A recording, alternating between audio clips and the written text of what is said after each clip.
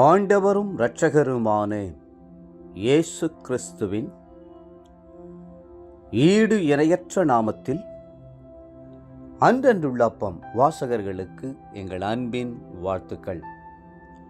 2025 ஆண்டு ஆகஸ்ட் மாதம் 23ஆம் தேதி சனிக்கிழமைக்குரிய தின தியானம். இன்றைய தலைப்பு நம் பக்கத்தில் கிறிஸ்து. 23ஆம் சங்கீதம் முதல் வசனம் சொல்லுகிறது, கர்த்தர் என் மெய்ப்பராய் இருக்கிறார், நான் தாழ்ச்சி அடையேன்.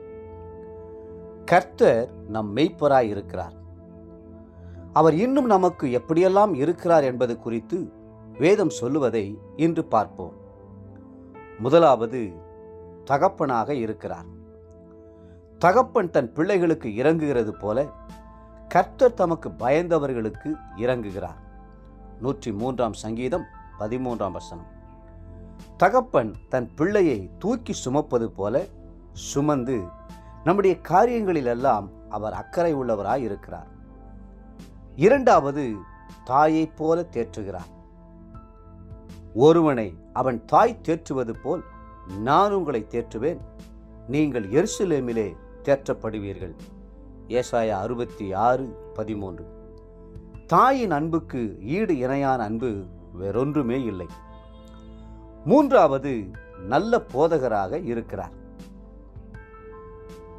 யோவான் 14:26 சொல்லுகிறது, என் நாமத்தினாலே பிதா அனுப்பப் போகிற பரிசுத்த ஆவியாகிய தேற்றரவாளனே எல்லாவற்றையும் உங்களுக்கு போதித்து நான் உங்களுக்கு சொன்ன எல்லாவற்றையும் உங்களுக்கு நினைப்பூட்டுவார்.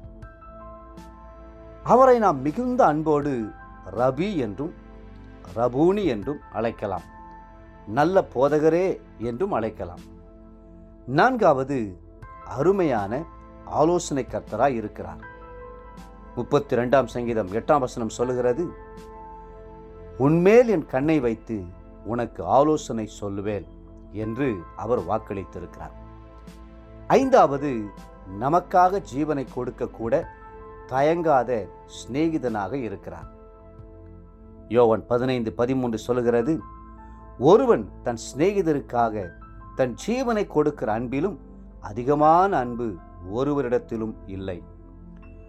ஆறாவது, ஒத்தாசை அளிக்கிற பரிந்து பேசுகிற பிரதான ஆசாரியனாய் இருக்கிறார்.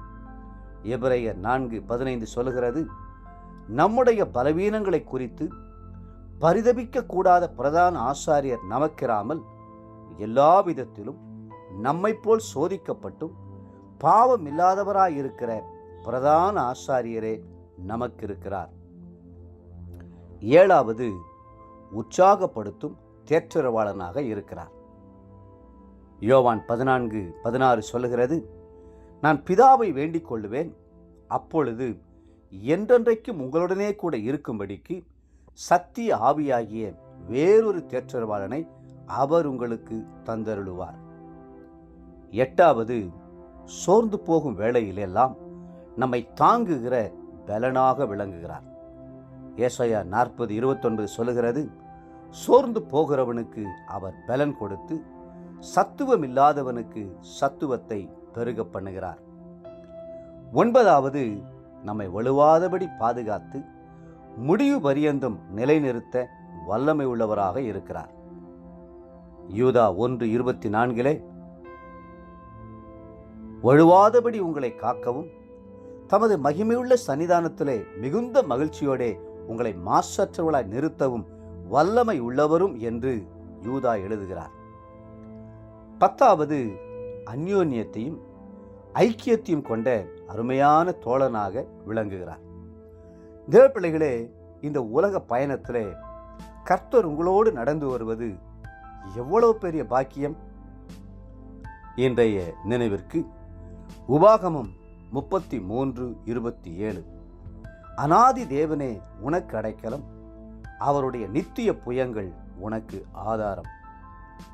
இன்றைய வேத வாசிப்பு காலை சங்கீதம் 113, 114 மற்றும் 115ஆம் சங்கீதங்கள்.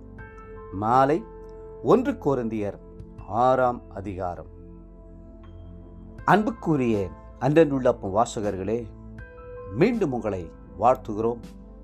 கர்த்தர் எப்பொழுதும் உங்களோடு கூடவே இருக்கிறார்.